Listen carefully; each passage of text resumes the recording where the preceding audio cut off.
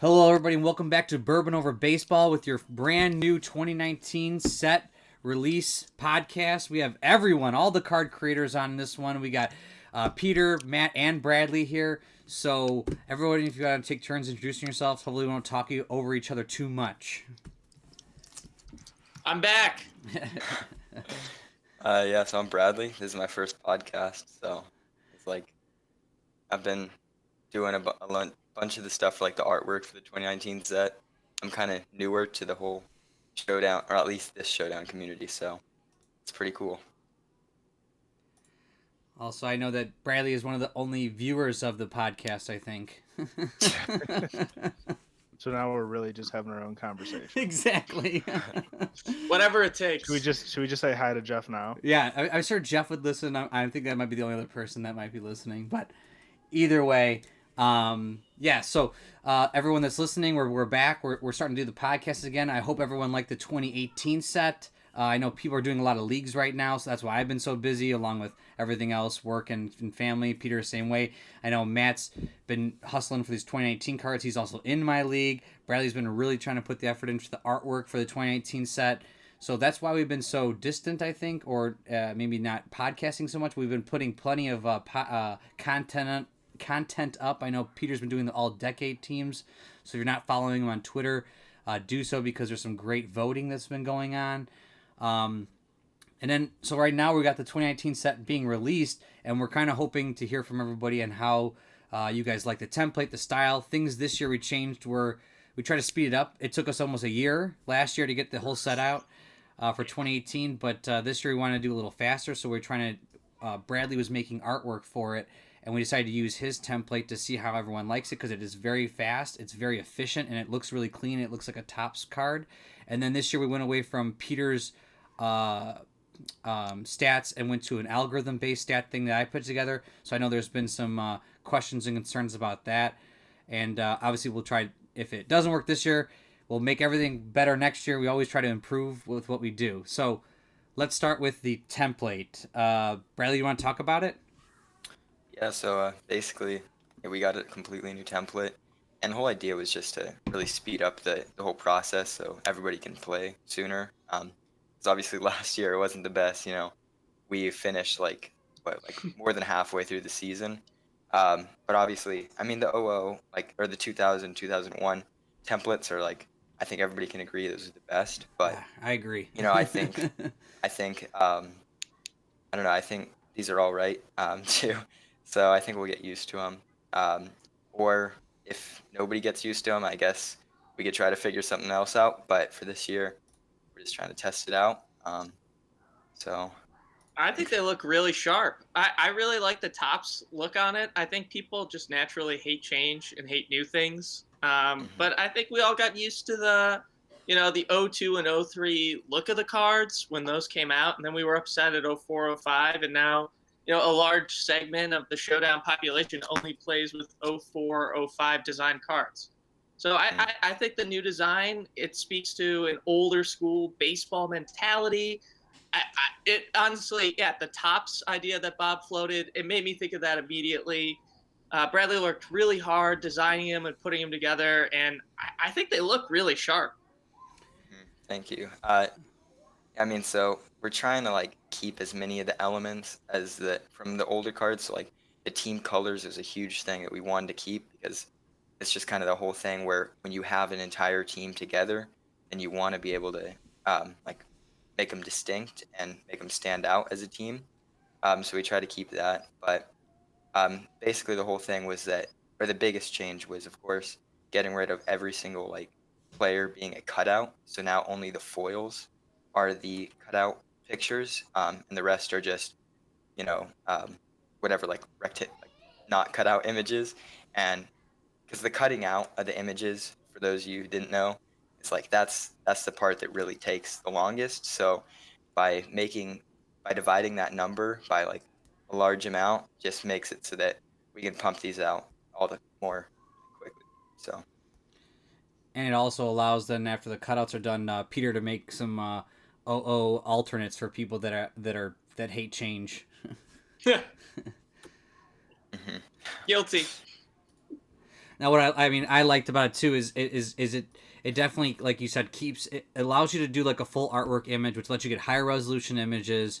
It lets you keep everything in there. I'm looking at Trey Turner right now from the Nationals. It looks so clean and crisp. Really jumps out at you. You didn't have to worry about cutting it out or what to do about the guy sliding in a second because it's just part of the image. I think it looks really crisp, really jumps out at you. And like you said, it does allow us to do the foil versions, which make them themselves stand out. So we're hoping people like it. If you don't like it, obviously I get it. I understand both sides. And we'll see if it's not a big hit, we'll go back to somehow like an OO switch where maybe there are some templates or some OO regular ones being cut out faster earlier in the season, and then maybe we still do the foil stuff because I really like the difference in foils that they are different. Yeah, trust me, if you don't like this design, I've come up with a lot of other designs because this entire off season I've been like panicking, making sure that these are perfect. And I know the one thing I liked was the efficiency that these things make. And Bradley, I'll be talking to you offline about ways that we can put other older styles into the format, and that way we can update them faster. Because adding text and stuff into that program was like so efficient. So we might work on other things. But I know even Matt, I know you're very quiet over there, Matt, but I know Matt also has like a ton of alternate, but his are more promo versions. Oh yeah. Yeah, so if you ever those will be coming out later. Yeah, so follow Matt on what is it? What's the Showdown Cut? Yes, and if you follow him on Twitter, you'll probably see some really fun alts that he's been working on that I just saw the other day. So that's You're the only person that's seen them. Well, you and Peter, I think. That's are the only two right. that have seen it. Well, I will let everyone know that it's really sweet because they're awesome. I guess so. That's basically the style of the cards. So again, if you guys like it, don't like it, let us know. Other thing was the change in the template. So we used an algorithm-based system this time, which basically is a giant spreadsheet. So it has its definite flaws because you have to check the template to make sure there's no errors, which there were a bunch, and we had to go through all the cards to make sure they actually added up correctly. And also, I think it favored extra base hits on the pitcher's charts. I feel like the batter's charts are really well done. And I know that we had done a lot of talk for home runs, outs, especially strikeouts on batter's charts, and on base. We did a lot of work to make sure those are really well done this year. And I think just the pitcher's back end on my charts didn't work out right. So we'll see how it works out next year. And we'll see how people like it this year. If it plays out correctly, maybe that's the right thing. If it doesn't play out correctly, then we probably need to go to a mixture or back to Peter's old model to make it work out well. And I think part of it is because it's like the hitters, it really is a formula in terms of plugging in and seeing who gets what. Whereas the pitchers have never been as much, however many doubles equals this many on your chart. Like with hitters, like it's very easy to say, oh, he had 35 homers and 600 at bats, 18 to 20 home run for an on-base stat. And it's just, it's not as easy with pitchers. So I think that's where a lot of the trickiness comes in with trying to cross over. Absolutely. So again, people, if you liked it, if you didn't like it, you guys, I know people have been talking about some of the Houston Astros pitchers and other things. So if you guys don't, you're not going to hurt my feelings. Trust me. I just try to do this for everyone to make sure everyone's, working out well. But I just like playing with them. And as like Bradley and stuff said earlier, trying to get the cards out faster means we can play with them faster. I like doing my drinking drafts. I like doing my leagues. So, so I'm hoping everyone else is doing the same thing. I know Matt's got hopefully his league coming back up again soon, especially when these cards start getting released. So it should be really fun. Yeah, I think like the new statistical template, I'm not really a part of that, the statistical side of all these cards, but I think isn't the biggest change sort of like the whole with the batter cards, there's less on base fives and especially on base fours. Yeah, Peter, you want to talk about that? Yeah, and so this was one of the things I think we were most proud of with the set, beyond the cool design letting us get it out quicker, is we realized that any guy basically with a 320 on base or lower in real life became completely useless in Showdown as an on base 6 or 5. Like those guys just never get charts, and they're never really used outside of punt positions. So we worked hard to go through the actual on-base percentage that every on-base should get against the average pitcher's control of 3.33. And we went through and were able to determine essentially how many outs on a chart you have to have at each on base position to get a certain projected on base number, and went ahead and sorted it out so that there's almost no on base sixes. I think there's maybe one or two on base fives. There's not many. You No, have to be they're like the really worst batter in bad. the league. Yeah, and so instead of a third of the cards being almost unusable, now 90% of the hitters' cards have some sort of redeeming value beyond being cheap, which is also more realistic because if a guy has a 330 on base percentage versus a 360, that .03 is not a big difference in the grand scheme in terms of getting on base. And the gap shouldn't be as different in playing out as you get a guy who's a 360 who then ends up being around 360, and then the guy who's a 320 ends up being a .240 on base guy. So now guys should play more realistically top to bottom, which I don't think a lot of people realized was as big of an issue in terms of accuracy, because usually those guys just don't get picked, so you don't see that they're so bad. But we care, and so we're always trying to improve, and we're trying to experiment, and that's why we've got the higher on bases without sacrificing with a bunch of extra on base 10s, because I think there's actually less on base 10s in this set than last year. Yeah, it was more balanced, and then we did have the one on base 11, which usually there's like two, but obviously Trout really stood out. But yeah, I think it really favored the 7 on base guys, but which is typically the average person anyway. So I think it really did an excellent job. And I looked through your statistics when you broke it down, and I was like, yeah, this makes a lot of sense. This is gonna be really efficient. The other thing I liked too was we got rid of a lot of the strikeouts on the batters charts. Matt ran a whole league, and I've done this before, and we were getting pitchers all the time getting 17, 18, 20 strikeouts a game. That's not realistic. So when you pull back a little bit on the batters charts to almost remove them completely, and then maybe fix a little bit of the pitching charts, it actually evens it out to be a more realistic number. So I think that part was good. So I think you guys are going to see very big pros of the set, and then there may be some cons, and hopefully you guys let us know what the cons are, and we can hopefully fix those going forward. Yeah, and I'm definitely like the biggest thing, like Bob just said, like with the whole cons and everything, since we're getting this done so quickly, we have time to fix those changes, and like the pennant run like set, we're hoping can be kind of a bigger thing this year because we're going to have more time to do it. So Yeah, I think that'll be good. Yeah, and to go back with what you were saying, Bob, like in mine, like the strikeouts, every game there was almost like a 12 to 15 strikeout pitcher. Yeah. Yeah, definitely. I had definitely. Oh, sorry. No, sorry. Yeah, in the tournament or like the like epic 30 team tournament so far, I think there's been 2 pitchers who have had 20 strikeouts. I think Blake Snell had like 21 strikeouts, and then there's been definitely a couple others that were like good 18 or like around there. So I've had 3 or 4 games in my league hit the high teens. No one's hit 20, but I've had a few 18s. It just seems kind of, I mean, it seems like ridiculously amazing. Yeah, I didn't have anybody over the over 20 until the very end when in the championship. Verlander hit like 22.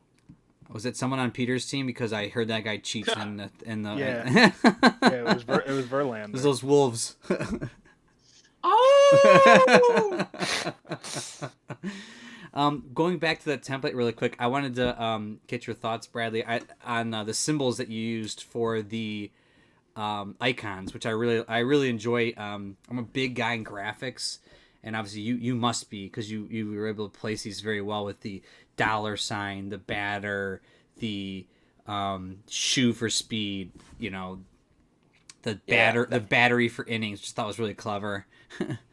Yeah, that was definitely like, I think that was one of the biggest things for the new template, and I think it was also one of the things I was like most hesitant on. I wasn't sure how people would react to that. Well, we'll find out. Yeah. So, I mean, I think it looks all right. I think they're pretty straightforward, and I think even without those pictures, if you've been playing Showdown for, like a little while, like most of us have, you can pretty much tell even without, the symbols or the icons. Oh, yeah. So.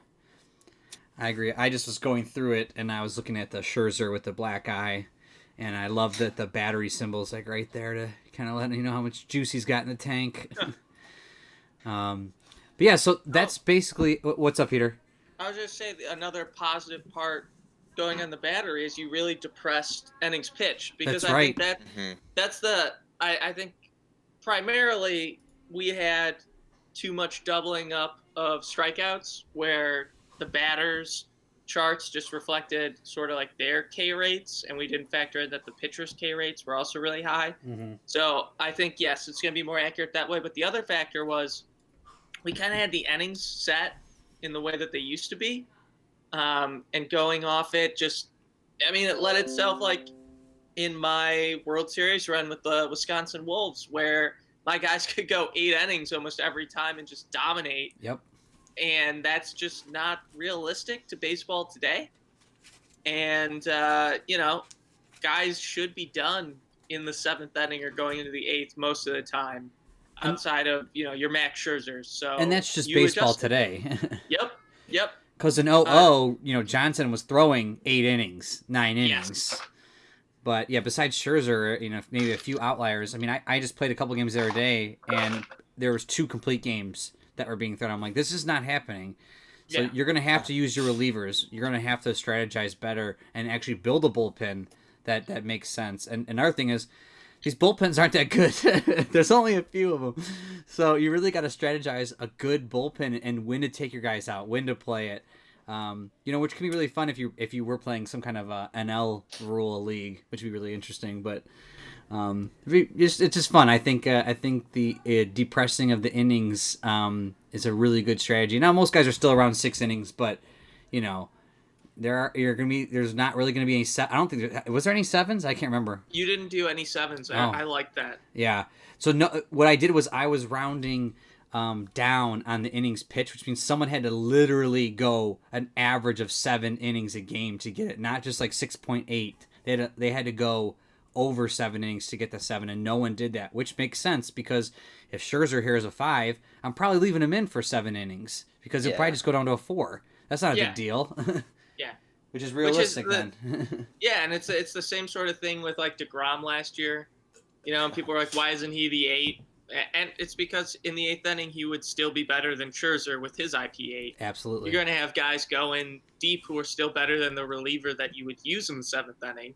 So I really love it. It's a good change. Yeah, me too. So I'm hoping that the pros from people say, oh, I like this, I did not like this, and then we can take what we learned from this set, as we always do. We're always trying to learn and improve and keep going with that, because there's always going to be errors. And now we have a better team.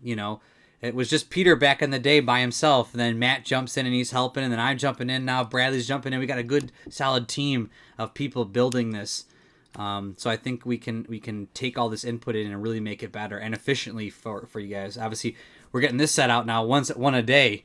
And I'm sure people will be really happy to see these cards come out. So let's does everybody is any more comments before you guys want to break down real quickly some of the teams? Let's jump into it. All right. Yeah, let's go. All right. So the first one up was Bradley got to do the honors because he had the Washington National Champions. And so he broke down this team, and he was the first one to put up the set. So I don't know if people were like super happy, super crazy about it. I don't know if there were some comments. Some people liked it, I'm sure. And some people were happy that they're rolling out so fast, which I'm very happy about. So, Bradley, you just want to break it down, what your thoughts are on this, and we'll kind of critique as we go?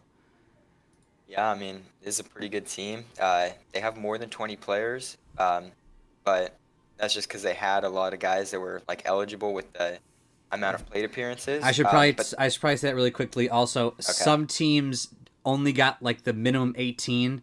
We didn't last year. We just literally filled every team up with 20 players, and it was like some garbage people were like making the squads. So the entire Marlins team. Yeah. So what we did this year was we just made sure that they had enough to position every player.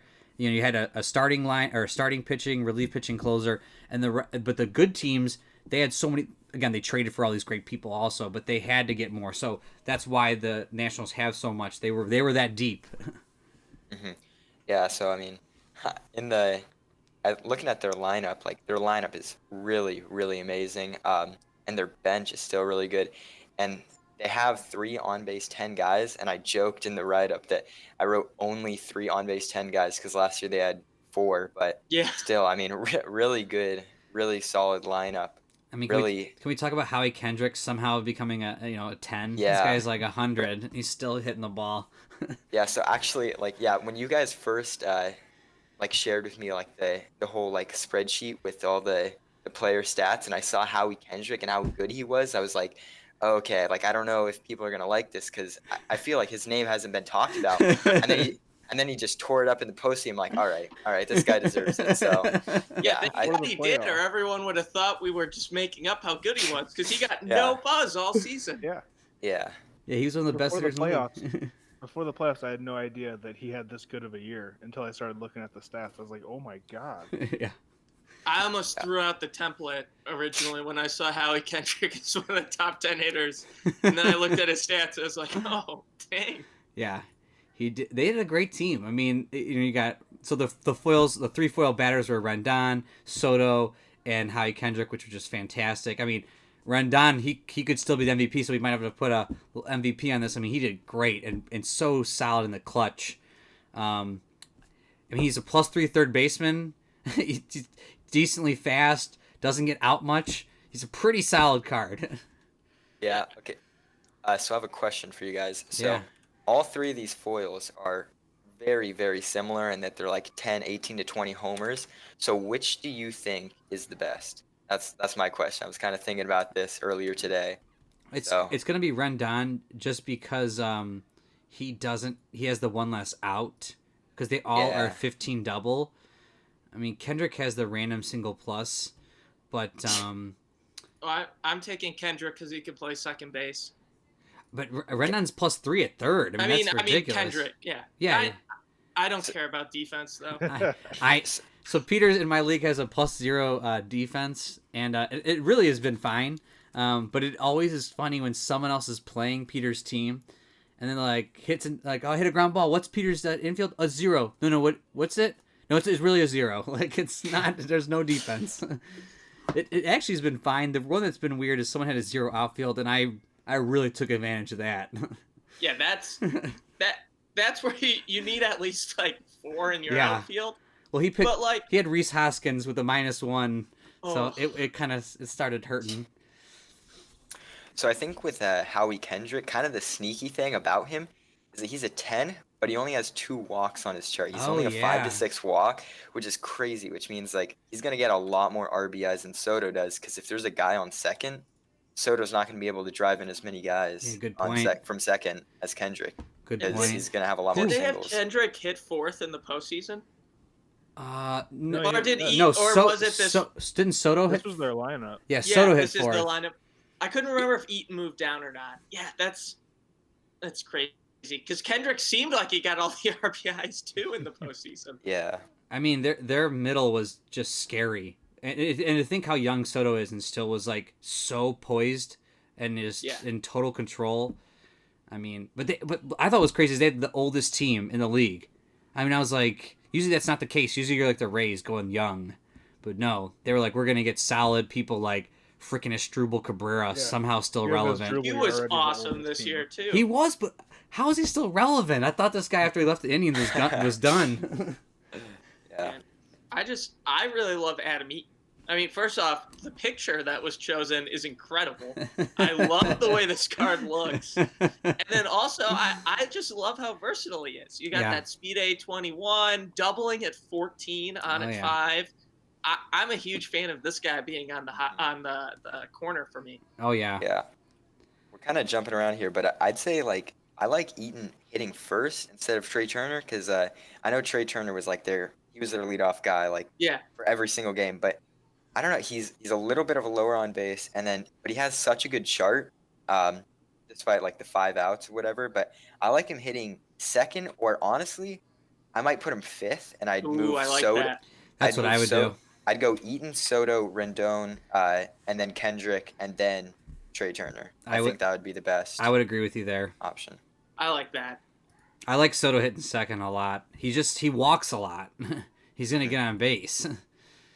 Yeah, and then Jan Gomes is like your prototypical example, and honestly Robles too, of the new on base design making guys useful. Yep. Because let me Because check. he would have ended up a 6, I believe, normally. Yeah, I think both of them. Yeah, because he would have been a 316, so he would have been an on base 6. Who, even though like he was on pace to hit like 20 something homers and 600 plate appearances, would have been useless. And now he's, I think, more representative of the good player that he is. Same with Robles, who would have been a 6 and really undervalued for the amazing chart that he brings. I'm excited to see him continue to develop. Oh yeah, he's young too.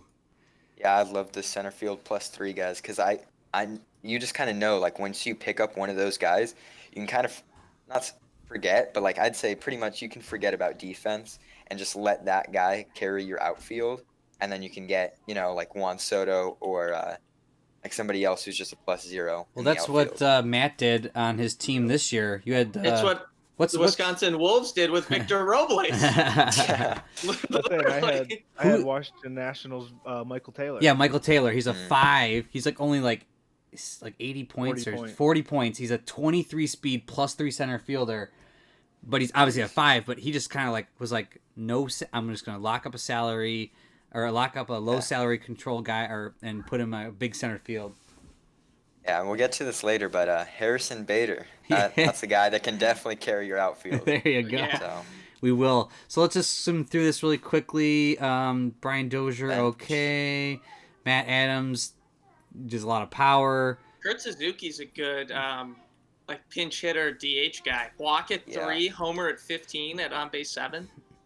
Yeah. I think he's solid to plug in. Like, if you're playing against a team that doesn't have a lot of speed, you don't have to worry about guys like running all over your catcher. So and it depends on pretty solid. It depends. I talked to someone like this on Twitter. Is if you even depending on your rules. Like, so my league is set up where you can only have 3 stolen bases a game. So yeah, I play like that too. At that point, and Peter knows this. He's like, why do I even care? Like, just you can have those 3 steals, or maybe I still have a shot. With any arm. But the ratio is just not enough opportunity to warrant the worry for a +2. So he's actually going to be pretty solid for a team, I think. Now, if people increase that to 5, maybe you start thinking about that, because a guy on second base like half the innings of a game might be a little scary. But if it's at 3, I think it's grabbing someone in the middle that can like a Jan Gomes who's +6 arm. Like, you're not going to be hurt, you're not getting killed. But you can really power up on a Kurt Suzuki or as later on we'll find out, a Mitch Garver. But so I just started salivating. I'm sorry.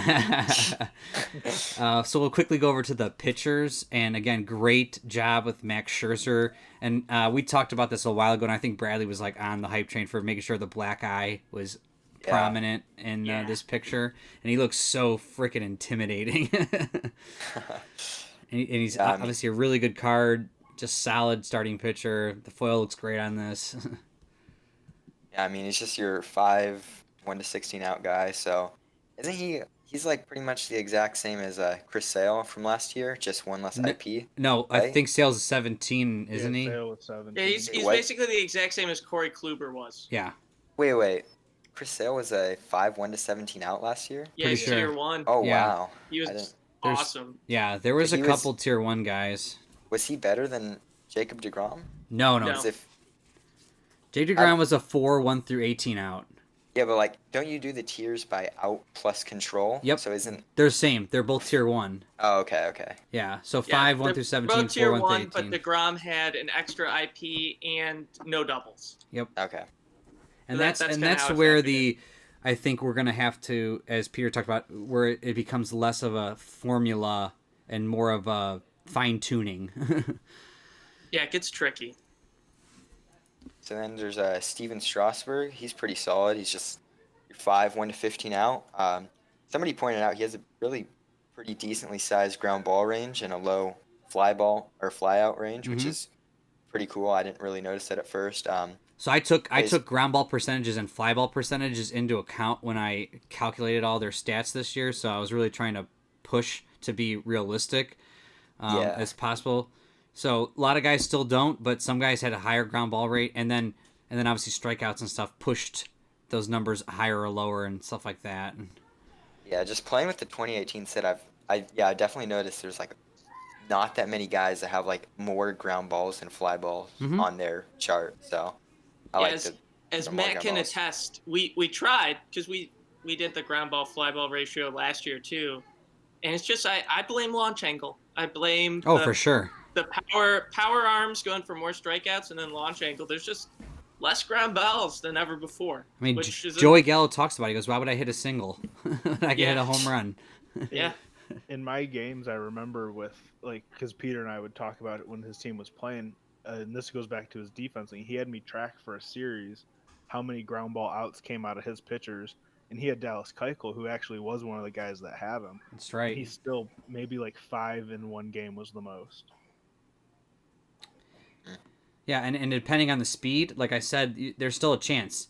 Even with Peter's 0 infield in my league, he technically can get a guy out. I mean, yes, would you like to have a couple? Maybe, sure, but you shouldn't be focusing on it.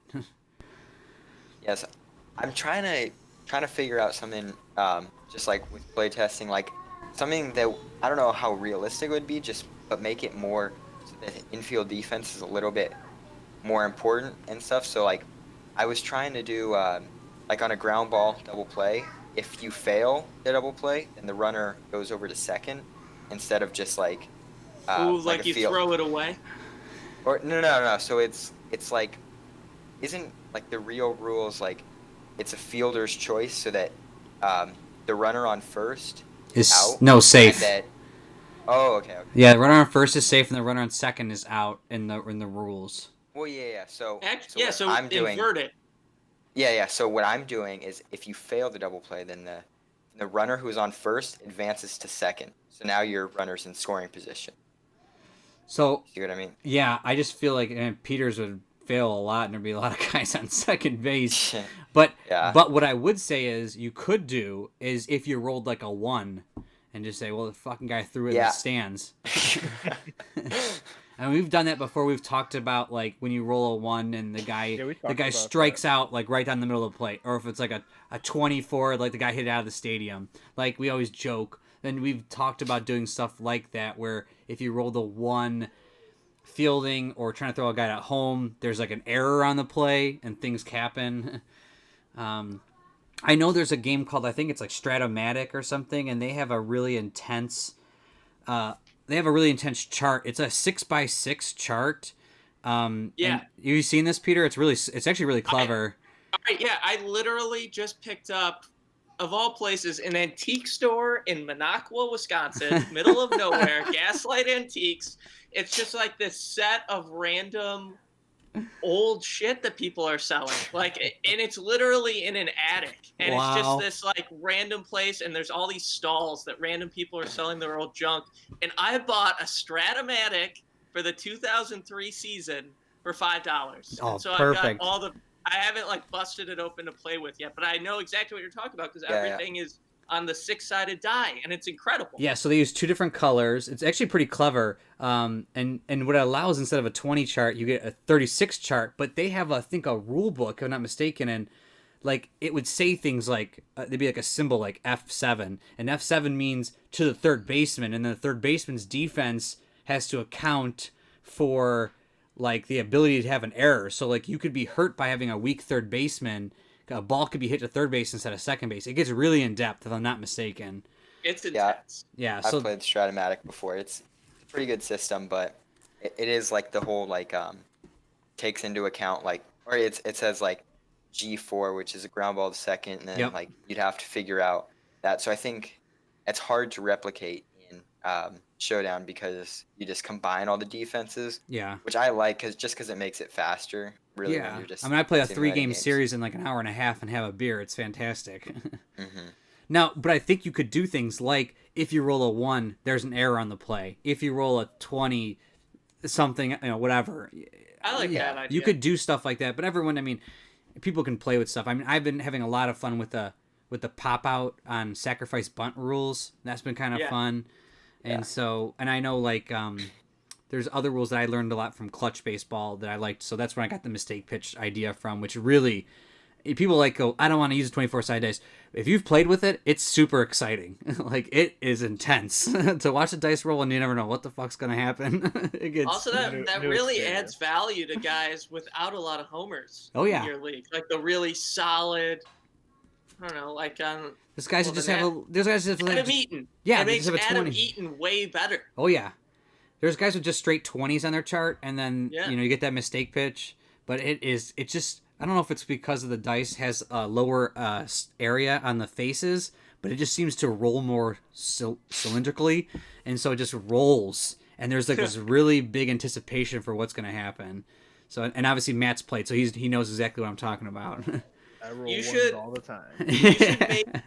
You should make pitchers roll even when they're guaranteed a chart, just in case they have to do a mistake pitch off their own chart. No, we've done that.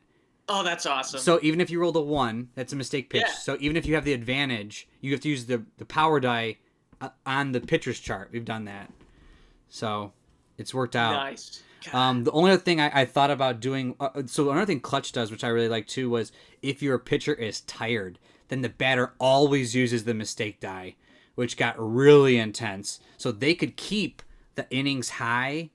And so what they did was then, if you like left your guy in a little too long, the batter's rolling with this heavy dice every time. It got pretty intense. So I like their creativity. I always like grabbing a little bit of each stuff from them. Yeah.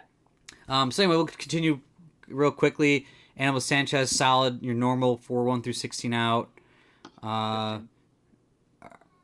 Oh, sorry, I was looking at Patrick Corbin. I said Anibal Sanchez. He's the next guy. He's 1 through 15. Mm-hmm. Daniel Hudson, pretty decent. Yeah, he's solid. Elias, not good. Sean Doolittle, huge drop off. I actually later on in this, as we release these, I want to talk to you guys about biggest difference in good to bad and bad to good. Oh, I like that. Because Sean Doolittle was literally like a 250-point closer, and he gives him a home run now. He is dropped off so far. I do want to say, for this picture that I got, I think it's sweet. pretty cool. I was gonna it's say like, that. It's like rain or like snow or something in the background. I think it came out pretty nicely. Or as Matt would know, this is the midges in Cleveland. We don't know. Yeah. And then also for it looks super Roenis Elias, or however you pronounce his name. This guy did not have a picture for the Nationals, and it was really pissing me off. So well, he looks pissed off. I Google searched it for like a half hour, and then I did a Twitter search. This was the only picture that popped up. Yeah, it's awful. Yeah, but I love the picture of Sean Doolittle. I think he's definitely in the running for biggest drop off in player. I actually secretly was just talking to a guy who has Roberto Perez on his team right now, and I was like, that could be one of the best improvements of a player, because he was a 10-point catcher. Now he's gonna be like 300 points. He's gonna be, and a plus 10 arm. Yeah, I felt like in 2016 when the Indians were in the World Series, I felt like he was a pretty solid player. Like I definitely remember he has a really like strong arm. Yeah, he got really lucky. He had no pass balls this year, 0. Oof. Wow. And he's playing with the Indians, who are all about like spin rate and throwing balls in the dirt. I've now seen him block a ton of balls. I just can't imagine in this day and age not to have any pass balls, because there's so many pitchers dropping balls in the dirt. And Bob, to go back to your point about like the biggest drop off, I think the 3 best closers in the set last year were Doolittle, Diaz, and Trinan, and they all sucked this that's year. true. Yeah, that's a good point. Then as we continue, Wander is okay. He's pretty good. These guys are all basically 3 control guys. Yeah. They're all average. And then we threw in Ryan Zimmerman at the end. He didn't have enough at bats, but we made it work. I just thought this is his last year before free agency, and like he was the first ever Nationals draft pick, so I thought it was pretty deserving. Like I agree. Just kind of a salute one last time that he's on the Nationals. So I was perfectly okay with that. I liked it. Yeah, I mean, definitely. I think a lot more fans would be happy to see him in the set rather than Roenis Elias, who doesn't even have a picture. So Yep. Whatever. So we'll go over to the people the team that they beat, which on paper is a monster of a team. Best showdown team I've ever seen. Yeah, and realistically in real life, they it was kind of silly. It was like a video game that they were playing. They won 107 games with Correa and Altuve both missing like half the year. Like they had so much missed time out of star players and still won 107 games. If they'd been healthy, they're a 115 win team at least. I think everyone seemed to produce for them. There was like not weak people. Like they all produced. Also, just for discussion point, so I for my write-ups, I started looking at the average points per player, and the Astros average was 300 points per player for 23 guys, not even just 20. Wow. And the Nationals, to their credit, was 295. Oh, that's impressive. They're right both there are with really good. Yeah, so it's really, and obviously we'll talk about the Cardinals next, but these two teams really did, and I probably should have been the Dodgers on paper, but I thought it was a great story that it happened to these two teams playing, and the Nationals winning. Even though I'm a big Astros fan, I was pretty happy with the Nationals winning. Gotta love some attitude. Yeah. Yeah, I know, Bradley.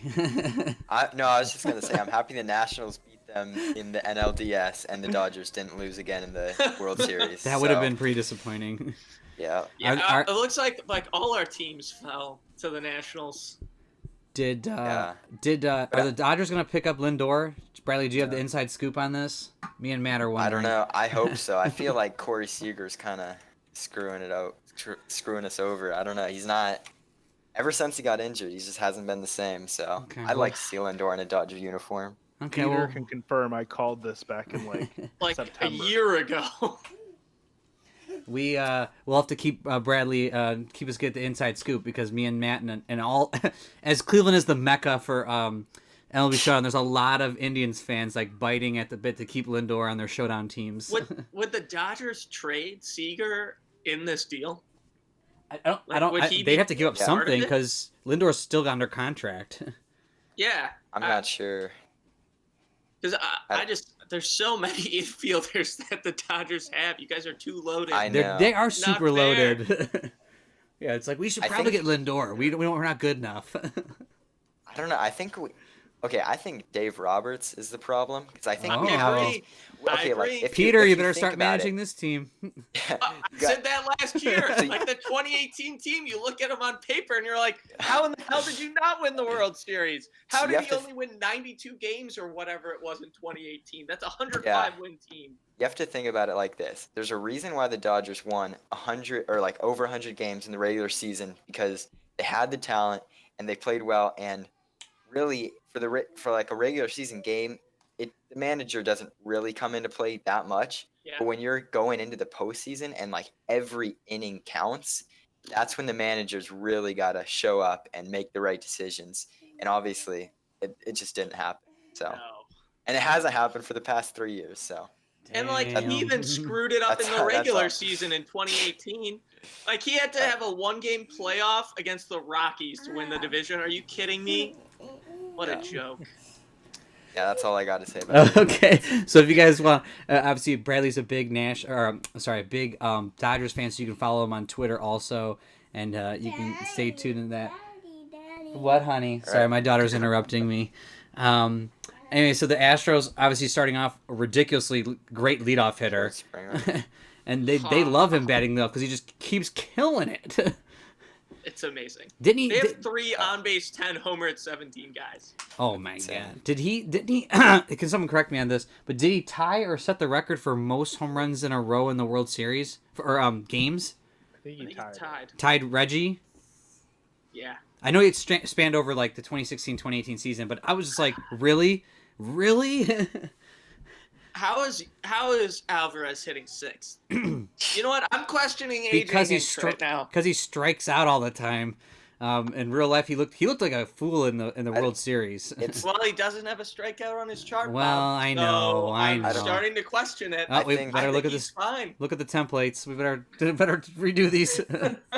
Alvarez just hitting 6 just kind of goes along with everything. Like Vladdy Jr. not coming up until like a couple or like a month into the season. It's just like I don't know. I feel like they don't respect the rookies, even though they know they have the talent. They're just letting the old guys just still hitting. Well, speaking of Yeah, AJ like Hinch, how- also didn't he played that reliever in the Nationals game when that guy was like basically tired from pitching He was every single dead. game. He's So dead. I don't know. I Basically, don't they're trust Hinch pitching- that much. They're pitching Will Harris Yeah. instead of being this 518 stud, pitching him where he's so tired. He's a control 2 coming in. Yeah. He's wiped. I mean, he was a great And- year, but they used him like So like much. Andrew Miller. I mean, that's what Yeah. hurt the Indians. But yeah, so the team is just ridiculously stacked. Yeah. George Springer has like no drawbacks other than his 1 through 5 out. I mean, he's just a stud fielder, batting. Altuve just a good solid hitter. He's got a little bit of pop now. A lot Yeah. of pop. Yeah. I love my 1 to 16 out or But he- 16 to 20 home. But he used to be a couple years ago a guy that was just like a 10 homer at 20. That was Last it. year, he Yeah. didn't even have one. Yeah, and now he's like hitting home runs. I don't know what's going with him. He's getting a little launch angle. Yeah. A lot of launch. Obviously, angle. Michael Brantley, a fan favorite for me and Yeah. me and my. That was a good pickup. Yeah, and he's great, solid 9. Alex Bregman, another MVP candidate here, and he Absolute really beast. improved. Yeah. Yeah, and I wanted to say he was, but then I looked back and it's just like he added 2 home runs from his 2 doubles from last year. Yeah, But that's huge Well, difference. I think the biggest thing, right, would be the defense. I know you guys Yeah. talked about it, like infield defense is not really a big deal, but if you do care about that, then he's got a lot more flexibility because I think last year in the 2018 set, I've been playing in the tournament, and he was like a third base +0, shortstop +1, but he Yeah. had to play third base just based on like, how good the hitters are and like who's got to play where. So I think that's Yep. kind of a big thing. For I don't know if you heard, but he wants to play for Team USA this year, and he Ooh. said he'll play shortstop to allow Arenado to play third That's because Awesome. he's a better third baseman. hype. Is Carlos, that this year? I don't know if it's this year. Or I thought okay. I thought he said that, so I assumed it was this year. Yeah, I always loved the World Baseball Classic. It's coming Uh, up. It is. So another thing is, I know that Matt finished a lot of these cards for me, but I left some of the ones I did. I love this Carlos Correa picture I found and Yeah. put on there. I thought it was It's a good one. super solid. Really speaks to the card. It's We're a going great to card. Jordan Alvarez just won the Rookie of the Year. If anybody's paying attention, so he'll get a symbol added to his card for Rookie of the Year, and he looks like a frickin' monster in this picture. Is The only thing that sucks about him, I guess, if he really sucks, is he's a DH. That's it. no speed. Yeah, he's pretty Yeah. much a truck. Yuli Gurriel, solid Big player. improvement. Yeah. Double at 12. Going to be one of the most underrated guys on the draft. who's Yeah, gonna that- get he- stolen He later. did great though in the season. I mean, he was a solid hitter. If there's I- if there's anything that I'm like starting to look at or like trying to like focus in more is like players and like where they start like extra base hits and everything like Oh yeah, because like a 17 to 20 homer is great but like a double at 12 is huge so oh it's like, absolutely. Castellanos last year. yeah and I think a And lot of this year. people nobody really cares about this guy has like 4 or 5 doubles on his chart he only has 1 home run but then they take the guy who has like 3 home runs and then like 1 double but Yep. really there's a lot more value in the guy who has the doubles. So Do you Yeah. want to speak to this, Matt? This is like your area Yeah. of expertise. I would say we just talked about this the other day. Like, I love players. Like, when I'm drafting or filling out a team, I look at where they single plus double starts. Like, that's where I like to build my guys from instead Yeah. of home runs. Because, like, like they'll say, it's if you have a 19 through 20, you have a 10% chance of hitting a home run if you even get your chart. But if you have like 5 doubles in front of that and you got runners on, you could probably get them home. Yeah, and that's what I did with my my team this year, which I think's been good and bad. Because I don't get the charts a lot. I need to find like the 8s like this. Like this is a really freaking solid player with an 8 that gets on at 12. Like I have like some 6s that do it, and they're just not getting the advantage. But I think that's what's going to be better about this 2018 set is the more even keel on base percentages. So another thing is I found some good catcher images for Chernos and Martin Maldonado. So those were great, or for Chernos at least. And he he's okay. Yeah. Nothing great, nothing like amazing, but their team is just solid. I guess I Josh think Reddick's terrible. I guess he's the one of the worst hitters on their team. Yeah. yeah. That's why he hits ninth, right? Yeah. So then we'll go to the controversy here, which has been the two pitchers, Garrett Cole and Justin Verlander. So again, none of them were tier 1 this year, so that's how we sort of base off where the like where they get the outs plus the control. So the whip in our case was what sets the control. So since he was a tier 2, control 6, he got 1 through 15 out. Now, should that be played with a little bit? This is where the fine tuning probably needs to start coming in, especially like Verlander and Cole, who were so dominant. But at the time, this is sort of how the algorithm spits it out, and where I think it sort of failed a little bit was the amount of hits, because they're not taking too much into consideration how many batters hits are happening. So that is something maybe we'll have to tweak going forward for next year, or the pennant run cards. But for now, let's see how it plays out. But I know Garrett Cole is still super dominant, and as a 6 control is going to be nice, and Verlander with the 6 control. Now, Verlander did not technically let up a home run on his chart. He was just under, Matt, what was the numbers, like 0.5 away? 1.45. Yeah. 1.45. So 1.5 is technically what gives it the home run. Now, this is where, like I said, the fine tuning probably needs to come in, and where he does that. Instead of that, he got the extra double, which probably maybe hurts his card a lot, but that's only why he's only 500 points. But maybe it doesn't speak to how good he was as a player this year. So I'll take your critiques. I'll take your criticism. So we'll see if we learn from this, and I'll try to make it better for everyone. But speaking of the Astros, I mean, it's just crazy to see Cole, Verlander, Greinke on one team. And to like defend you a little bit here. So like, because I made it in the old school way, which I think the main critic of you who's been writing on the blog saw both of the ones I made and liked them and said like, this is what I expected. My Cole is within 10 points of yours, and my Verlander is within 10 points of yours. Yeah, so I'm close. So like, point wise, they're really close together. I mean, like, my Cole is also a tier 2. He just doesn't give up a double, and he has lower control. Yeah. So like you're trading it in. I would rather have like the control 4 with no doubles. I think they'll have a lower whip, and so will my Verlander, because they give up less off their own chart. Yep. But at the end of the day, their ERAs are going to be pretty comparable, because as Matt can attest on his play test, and I've seen in mine, and maybe Bradley's been able to see this too, is that more than anything else, the tier that you have correlates to a pitcher's ERA, which is why we don't go straight whip when we're creating the cards. Because like realistically, however you create these cards, whatever tier they're going to be is going to be roughly about their ERA.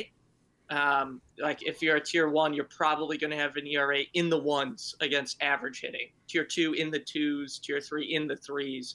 And so it's hard, to give a guy with a 0.95 whip the same type of card as the guy with a 0.96, when the 0.95 guy might have a 4.3 ERA and the 0.96 might have a 2.5. Absolutely. And so then it becomes just like really crazy, and it, like, we're trying for the accuracy of the season. And so even though this whole thing it should be about walks and hits, you would think, realistically, because tier correlates to ERA, we have to incorporate it. So we try to do a mixture of whip and ERA to determine tier, and it's worked out really, really well. It's just hard sometimes to quantify it with formulas, because I don't have a formula for like making it, it's like you put them into the tiers and then you sort it within the tiers to make it look as accurate as you can based on like sort of the disparity between whip and ERA, and kind of trying to mold it as best you can. Yep. Like my Verlander, I rounded up to a tier 1, but gave him the home run on his chart. Yep. So he's a control 5, 1 to 17 out, who gives up a homer. So he's really risky, but I think he's going to play well. Gotta test it out. Would it make sense, though, to give the Justin Verlander sort of a 2018 like Max Scherzer treatment, where you just make him not really, like a 3 control, and then you have like a 1 to 18 out, so that he gives up a lot of charge, which means like if the hitters are good enough, he's going to give up a bunch of like big hits like home runs. But if he's on his chart and he's dominant, then he's 1 to 18 out, so he's he's gonna have a lower whip, right? And that's Yep. what Peter's talking about, the It's getting a fine, lot of- the more of the the art of the creating the pitcher cards. Exactly. The And so, batters are so much more straightforward. yeah. Yeah. And honestly, that was what I was between with Verlander, was whether or not to do the control 3 1 to 18 out or the control 5 1 to 17 out. His whip was so historically good that I wanted to bump it up a little more, but that's exactly how it is, and it's why I did Cole as a control 4 instead of a control 6, because the lower control with more outs on his chart, he's going to give up 10% more charts, but overall his whip's going to be lower than if he was a control 6. And so that's where, like that artistry comes in, and why I think you're on exactly the right page there, Bradley. Mm-hmm. And then This if probably would have been a good discussion to have like a month ago. hey, we live and we learn. Again, if we can, and if we do any of the pennant run cards, etc., I think we'll have a better fine tuning and a realization of what to do for those, and I think everyone will be very, happy and excited to see those. And obviously, this is a good test for us, because if we can get the algorithm to be very accurate, and then maybe there's fine tuning and more of an art to the pitching, it still speeds up everything a lot. Yeah. So, as we continue, we got Greinke being another solid tier 2 guy. I mean, they literally have 3 tier 2 guys as their top 3, which is like basically all like Cy Young guys. I mean, It's these guys are all insane. ridiculous. They've got 3 on base 10 homer at 17s. There were 2 all last set. Yep. They've got 3. And we were like, oh, there's 3 on base 10s on the Nationals. And then we've got 3 Larry Walkers, followed by 3, I don't know, Kurt Schilling like guys. Mm-hmm. But 2 Kurt Schillings and a Kevin Brown. There you go. Oh, I love Kevin Brown. And then awesome bullpen. Yes, yeah. Wade Miley kind of definitely drops off a little bit. And then Aaron Sanchez is someone you're probably not using. Will Harris is a completely amazing stud. He's going to keep it locked down. Unless Presley's, you pitch him 6 games in a row. Yeah. Yeah. Presley's great. Osuna, another stellar season for this guy. This guy was good in 2018 and is still good in 2019. Bajani, not good. Joshua James, Hector Rondon's falling apart, and then Chris Davinsky, he definitely has fallen apart. But again, you could see why they're so talented. And then we'll just quickly wrap up with the Cardinals and how mediocre they were, which is a big drop off from what we just looked at. But we can't talk about some of the great players in their team.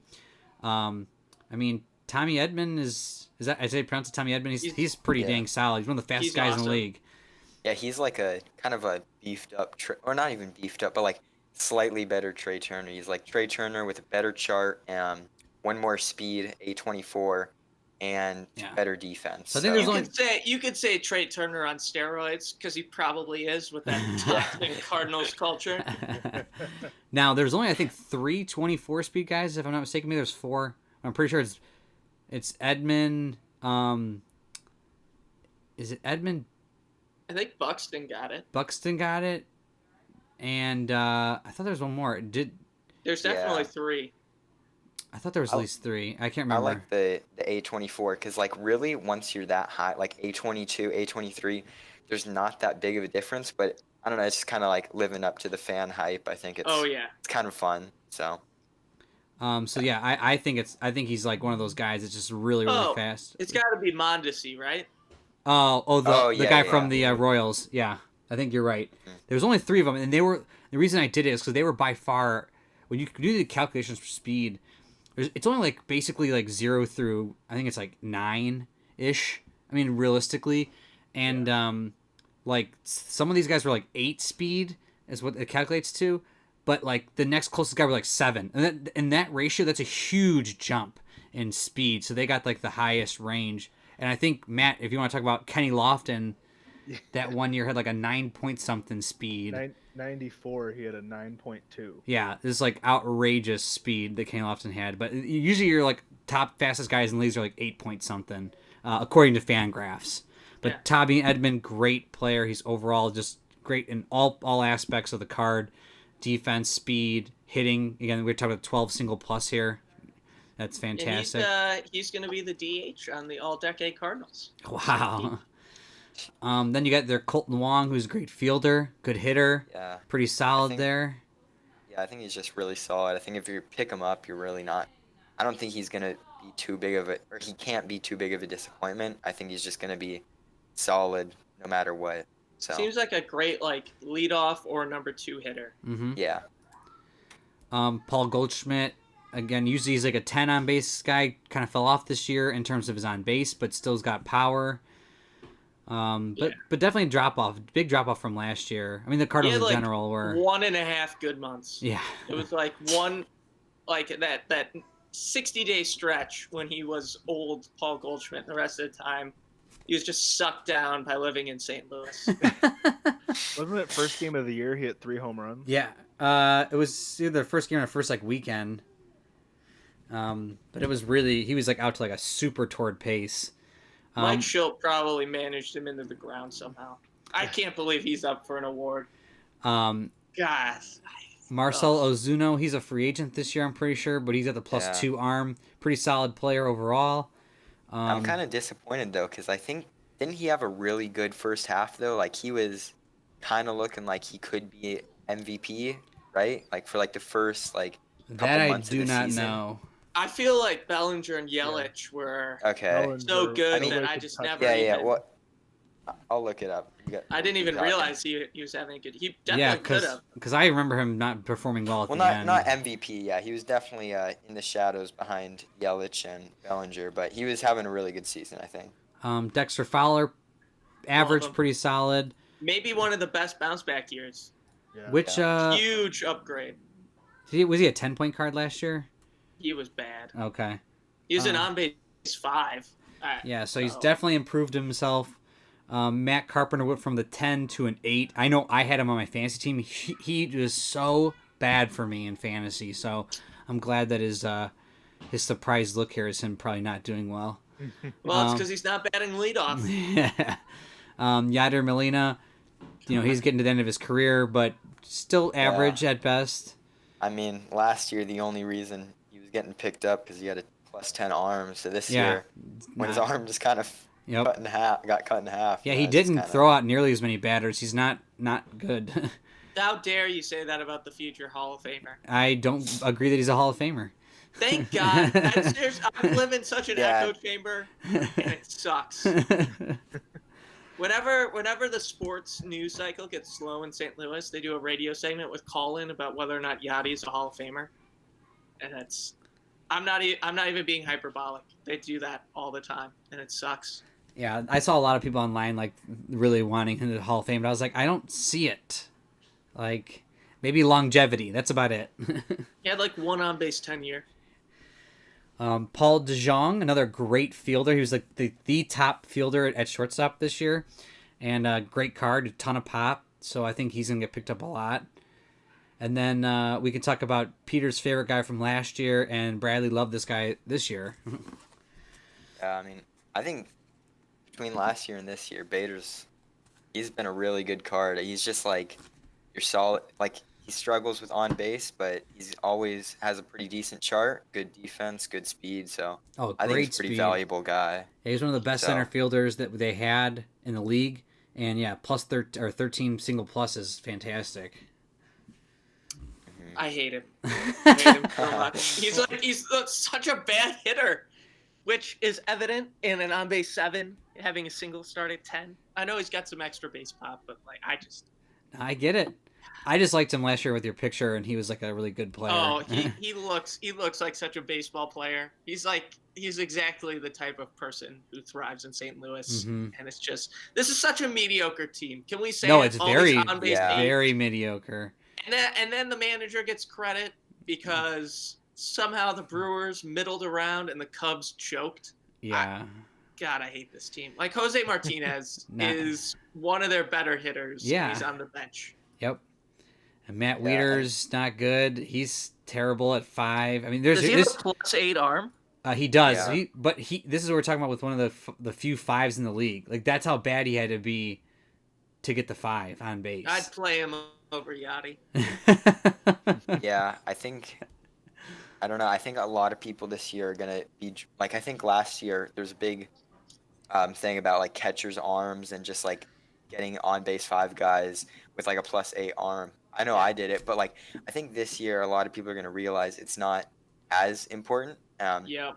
I think it's just like I think out of all the positions, catcher might be the best to be good defensively, but I think nowadays, maybe just always, like when you look at Major League Baseball, like everybody can play defense. That's why they're there. Like if they couldn't, they wouldn't be in the major leagues. So like everybody can do the job just fine. So I That's think why I think whenever you're looking at prospects, you can always pick which one's going to be a bust on how early in the scouting report they talk about how good his glove is. Like I'm like, he's going to be terrible. J.P. Crawford, he was like the number 5 overall prospect. I was like, this guy's going to suck. His hit tool is terrible. It's a real segue, but No, onto the pitching. Well, it's I was just thinking in my head like of Francisco Mejia, or Yeah. and they say he had terrible catching, but he was a good hitter. But he sort of still is working on himself at that. He's just been bad. Yeah. so then there's like the only foil on this team, Jack Flaherty. He was really good, especially in my the second half. God, he was so dominant. His Really second blowing half up. was really good, but MLB Showdown takes into account the entire season, so That's right. Why Yeah. is it tier 2? Yeah, if you just took a second half season, he'd been tier 1, 100%. He was Yeah, ridiculously I put it in the dominant.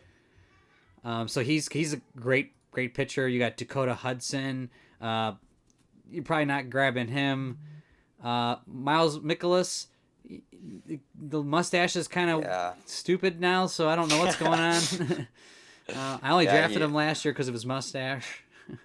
But last year he was good. He was like He was good. 1 to 16 out, no doubles or something like that. Yeah. So Yeah, he's he was really yeah good. he was just really solid. Yeah, this year. I love this Adam so much. Wainwright picture you found too. Yeah.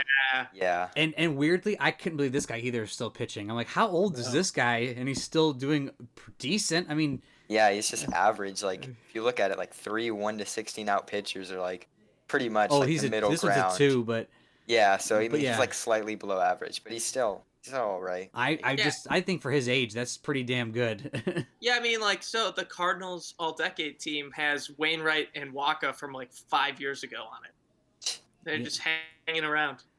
I don't get it. Oh, Speaking this of year Waka, Waka's not awful. good. Not He's good. really So bad. bad. But Maybe one of the best starting pitchers in this set. Just like awful. He's going to find a team just because he's 10 points and someone's going to be like, I'm just punting. There's no way. This is an awful decision if you pick up this guy. But Giovanni, excellent. I think that is a very solid card. Yeah, I've never heard of this guy. Or like I have, but I didn't know he was any good, so like it's kind of cool. I have no idea how to say his name. Oh, Gallegos. is that how you say it? Giovanni Gallegos. Giovanni Yeah. Gallegos. Wow. Here Sounds in like Southern you're, like, California, we have a gargling. lot of Spanish influence. Or Gallegos. Giovanni. Yeah, it's like Italian Spanish. Yeah, because Giovanni, right? Like, Well, that's gotta Giovanni, be- I think, has an I, not the Y, so that's what's confusing. Oh, Yeah, Giovanni. because I know the Italians. I got You know what, Gio? Gio G. Yeah, but not Gio Gio, G, not slaying it Gio out there. Gonzalez. So Love then, that guy. so then you got John, who's got this monster beard. He's kind of whatever. yeah, he's just It's a average. good bullpen. Carlos Martinez really solid. You know, still mad about Carlos Martinez from a few years ago, but looking great in the bullpen. Tyler Webb, really good actually. A really solid 5 1 through 15 out regular guy. John Gant 3, Yeah, wow, they have a The good bullpen's bullpen. lit. and then They're Andrew great. Miller fell off ever since he's left the Indians. Did Hicks not make the team? Oh, that's not. He's Yeah, Hicks got hurt. okay. That he didn't have enough pitching because that's the only guy I remember from throwing 100. But I have to get going, guys. So that is what we know about the 3 teams. I know that Bradley is going to be releasing the Yankees soon, so definitely pay attention to that. I'll have this podcast probably uploaded in the next couple days, and hopefully it'll be on the blog, and everyone will love it. And Bradley will listen to it again because he's our only listener, and Jeff. I hope whoever's been so angry about Cole and Oh, what? Verlander It's the guy. It's our buddy from Twitter. get wrecked. Yeah, get wrecked. Which I don't mind as criticism, but he went like deep into it. He's on to the doubles amount now.